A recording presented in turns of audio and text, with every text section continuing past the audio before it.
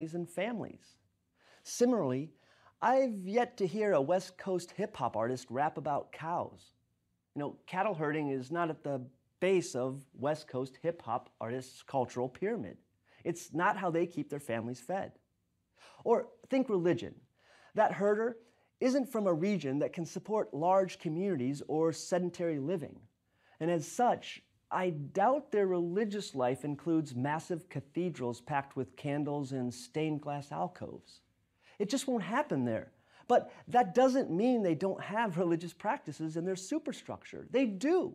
But they're different because the environment and economies in which they were built are different.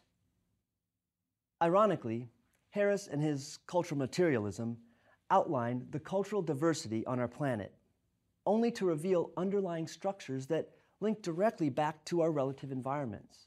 And despite the surface-level diversity of the human family, Harris's cultural materialism pyramid shows that structurally, we're all the same. We're not different, our environments are.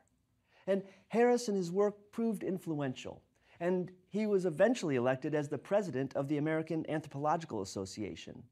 And although he passed in 2001, streams of cultural materialism and cultural ecology still flow through the methodologies of contemporary anthropology.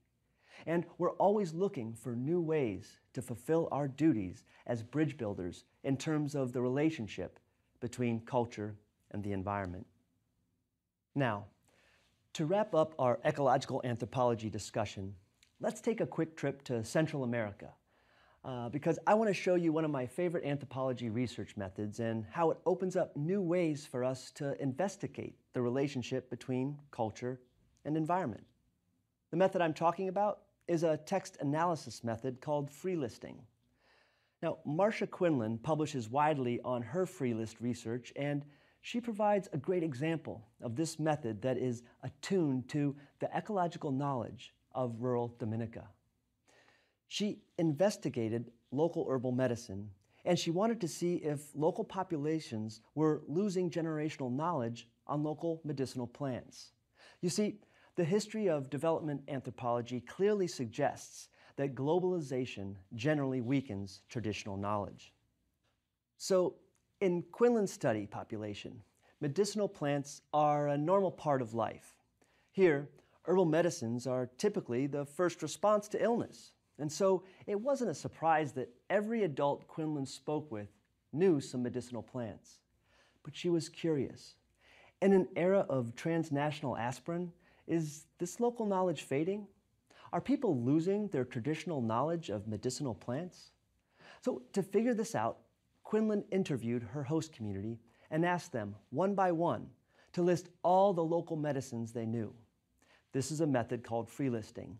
And by getting these medicine lists from each respondent, she got a comprehensive view of every medicine this community knew.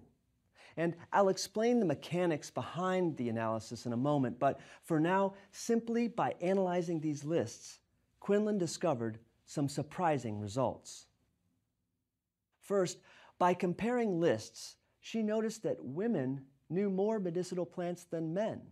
So if you're in rural Dominica, you know exactly who to go to for that headache medicine. And another remarkable finding was that formal education was negatively associated with the number of medicinal plants that people knew. It seems that those who don't get a formal education actually know more about medicinal plants. So, in sum, Quinlan discovered that globalization has complex and even surprising effects on local knowledge systems. In the case of medicinal plant knowledge in Dominica, free listing opened a window into the minds of her study community. And through this method, they taught her that prevailing ideas about the impact of globalization on local knowledge systems isn't as straightforward as we may have thought.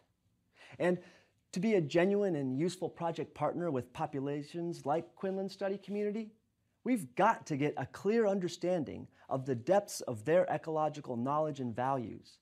And free listing is a terrific and efficient way to do exactly that. So let me show you how this free listing method actually works. We'll do a free list right here, you and me. Now, I'll give you a prompt, and I want you to say every word that comes to mind. It's simple, it's free association. No self-censoring or restraint. Just list every word that comes to mind. You ready? Here's the prompt. List all the animal types that you know. 1, 2, 3, go. Now, normally I'd push you to list more and more animals until you were fully tapped. And I know I didn't give you much time, but I bet you said dog and cat, maybe even mouse. But how about emu? Is aardvark on your list? Well, why not? You've heard of them, right? I mean, I love aardvarks. Why not start with them? Exactly. They're not really salient to your daily life. And that's why it's not salient as an animal type, at least for most of us. So when we collect and analyze these lists, we aggregate all the terms, and we sort them into 2 piles. The most popular terms on one side, and the rest on the other. Now, the popular terms, these are gold mines for anthropologists. You see, if I'm out trying to figure out what types of crops people prefer to grow, I could have them free list on the theme, crops my family likes to grow. And just like you blurting out, cat and dog, these farmers will start listing the crops in their fields. That's informative. But when I aggregate all those lists, I get something much bigger. When I take the most popular terms from the farmers' lists, I get an efficient snapshot of cultural consensus. I get a master list of where there's consensus on the most important crops in this community as a whole. I'll spare you the specifics, but when we process the lists, we look at 2 measures. First, we look at how many times each term made one of the lists.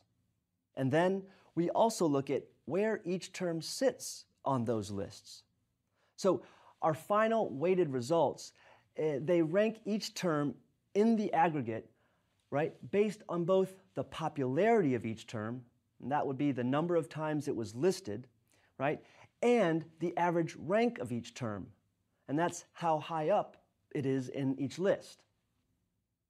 Another great way to hear a community's collective opinion through free lists is to look not at the terms themselves, but at how individual lists relate to each other.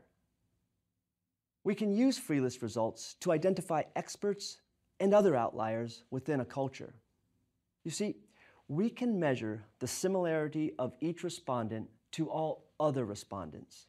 And when we do, we plot the results so that 2 people with very similar lists, they'll show up as 2 dots right next to each other.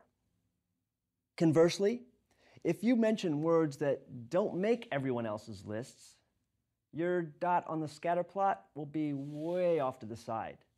There'll be a cluster of dots of people with common terms, but you won't be with them. That's how I identify you as an outlier. And as such, you're either an expert or just a little bit off. Or maybe there's some other reason why you don't fit within the cultural consensus. And as an anthropologist, I run to those outliers for more information.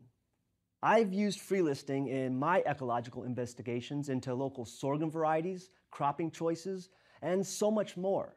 I mean, I even use it in development contexts to assess community consensus when we're setting priorities for projects.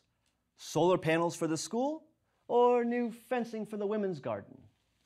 And that's why free listing and other cultural consensus tools are invaluable methods for contemporary cultural ecologists and other environmental anthropologists. Cultural consensus modeling helps us to see how others see and organize their worlds. That's what makes it an ideal method for anthropologists like Quinlan who build upon the cultural ecology tradition. Cultural ecology and environmental anthropology are part of my own anthropological family tree. And I embrace this thread of anthropology because when I'm out doing field research, I've found that my ecological questions, my people and environment curiosities, they actually forge fast friendships with people who make a living off the land.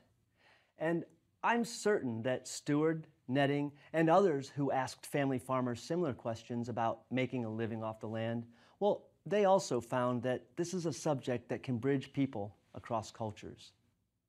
After all, in the industrial world, we're becoming more aware of exactly how our human choices impact the natural world that we're a part of. And as such, in the 21st century, our anthropological mission has completely reversed course from the ideas that helped launch our discipline back in the late 1800s. Early anthropologists were once deployed to bring modernization to the so-called primitive peoples of the world. But now, anthropologists like me, well, we work with these same populations in search of new answers and inspiration.